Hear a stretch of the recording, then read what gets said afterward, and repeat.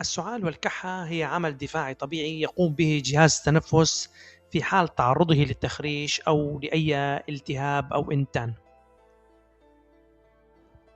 وعند حدوث السعال نفكر دوما بمشكلة في جهاز التنفس خاصة القصبات أو الرئتين، ولكن هناك أسباب غريبة للسعال والكحة ولن تصدق بعضها.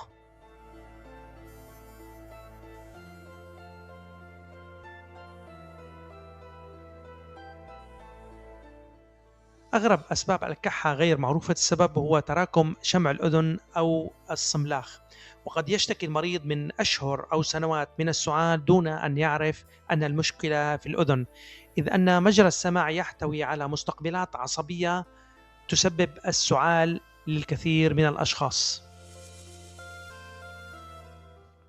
وحتى تنظيف الأذن بأعواد القطن يثير الكحة والسعال عند هؤلاء الأشخاص، وكما ذكرنا السبب هو وجود مستقبلات أو نهايات عصبية في مجرى السمع تتصل بمركز السعال في الدماغ.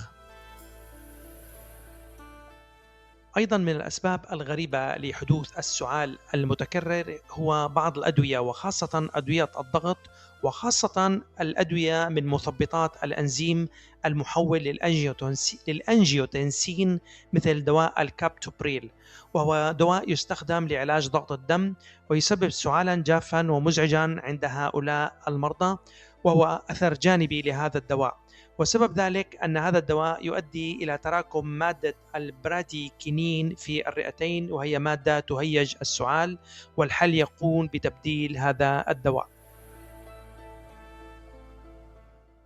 وأظهرت بعض الدراسات أن نقص الفيتامين B12 أو B12 يمكن أن يؤدي إلى اعتلال عصبي حسي في الممرات الهوائية، مما يجعل الحلق أكثر حساسية للمثيرات، وهو ما يظهر على شكل سعال مزمن غير مبرر في حال نقص هذا الفيتامين.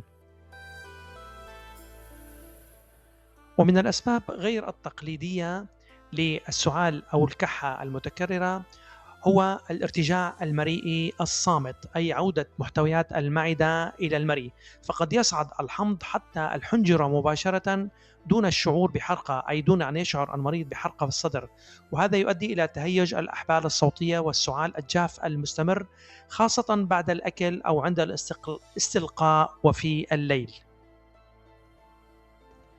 أيضا من الأسباب الغريبة للكحة وخاصة الكحة الليلية هو التهاب الجيوب المزمن، إذ يسبب كحة ليلية بسبب عودة مفرزات الجيوب إلى البلعوم وإلى جوار الجهاز التنفسي، مما يهيج الكحة ليلا خلال الاستلقاء. وأخيرا فإن قصور أو فشل القلب يؤدي في بعض الحالات عندما لا يضخ القلب الدم بكفاءة، فإن هذا يؤدي إلى تجمع السائل في الرئتين، وهذا التجمع يؤدي إلى السعال أو الكحة، والذي يزداد سوءا خاصة عند النوم، وقد يصاحبه أيضا خروج بلغم أبيض أو وردي رغوي عند الكحة.